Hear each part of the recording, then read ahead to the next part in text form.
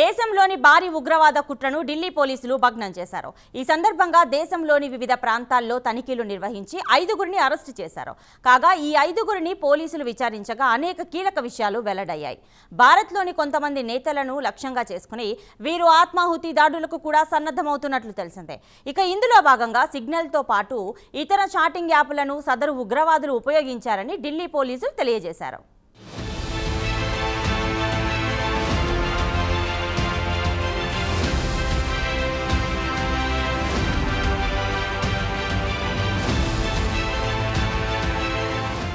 భారత్లో భారీ పేలుళ్లకు ఇటీవల ఉగ్రవాదులు కుట్ర చేశారు.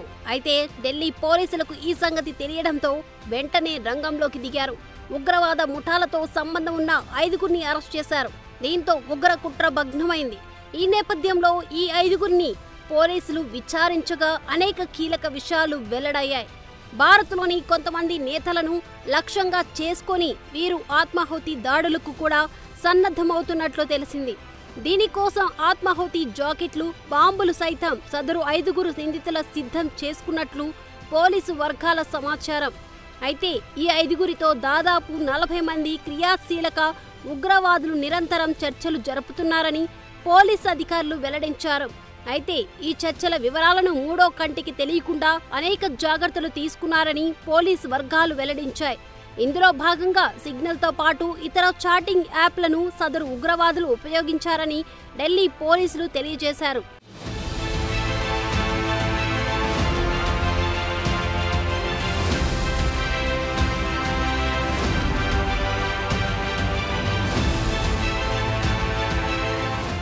అయితే సహజంగా ఉగ్రవాదులందరికీ ఆయుధాలు ఉపయోగించడం తెలిసి ఉంటుంది. అయితే ఢిల్లీ పోలీసులకు దొరికిపోయిన 5గురు ఉగ్రవాదులకు రసాయన ఆయుధాలు ఉపయోగించడం కూడా తెలుసు. అలా ఇలా కాదు, రసాయన ఆయుధాలు ఉపయోగించడంలో వీరికి బాగా నైపుణ్యం ఉన్నట్లు పోలీసు అధికారులు వెల్లడించారు. అయితే వీరందరూ పాకిస్తాన్ కేంద్రంగా పనిచేసే ఉగ్రవాద హ్యాండర్ల సూచనలతో పనిచేస్తున్నట్లు పోలీసు వర్గాలు తెలియజేశాయి. ఏ నాయకులను టార్గెట్ చేయాలి, ఏ ప్రాంతాలను టార్గెట్ చేయాలి అనే అంశాలపై సదరు ఉగ్రవాద హ్యాండర్ల నుంచి వీరికి ఎప్పటికప్పుడు సూచనలు వస్తుంటాయి.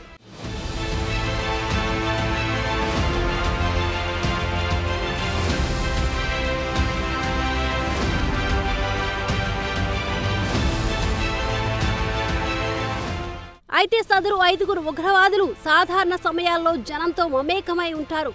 ఉగ్రవాద భాషలో చెప్పాలంటే స్లీపర్ సెల్స్ గా ఉంటారు. అయితే పైకి చిన్న చిన్న ఉద్యోగాలు, వ్యాపారాలు చేసుకుంటూ సాధారణ ప్రజలులాగా ఉంటారు.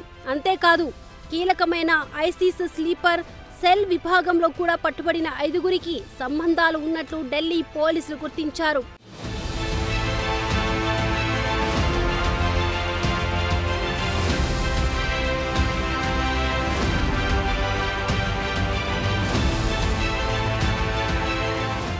ఇదిలా ఉంటే ఇలా సామాన్య ప్రజల్లా అందరినీ మభ్యపెడుతూ పనిలో పనిగా ఆయుధాలు, బాంబులను ఉగ్ర ముఠాలకు సరఫరా చేస్తుంటారు. అంటే ఉగ్రవాదుల యాక్షన్ ప్లాన్ అమల్లో పరోక్షంగా వీరి పాత్ర కీలకంగా ఉంటుంది. అంతేకాదు మతతత్వ ప్రసంగాలతో యువతను ఉగ్రవాదం వైపు తీసుకువెళ్లేలా కూడా వీరు పనిచేస్తుంటారని ఢిల్లీ పోలీసులు పేర్కొన్నారు.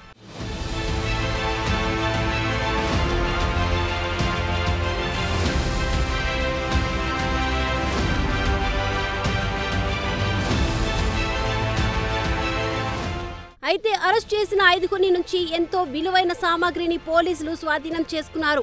వీటిలో ఐఈడీ బాంబుల తయారీకి వాడే ముడి పదార్థాలు, పలు రకాల పరికరాలు, పిస్టల్స్, ల్యాప్టాప్లు, మాస్కులు, సెల్ ఫోన్లు, పెద్ద ఎత్తున నగదును పోలీసులు స్వాధీనం చేసుకున్నారు.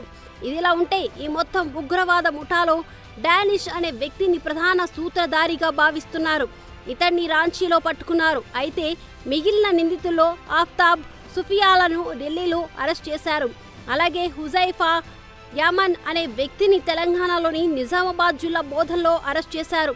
అయితే కుమ్రాన్ ఖురేషీని మధ్యప్రదేశ్లో అరెస్ట్ చేశారు.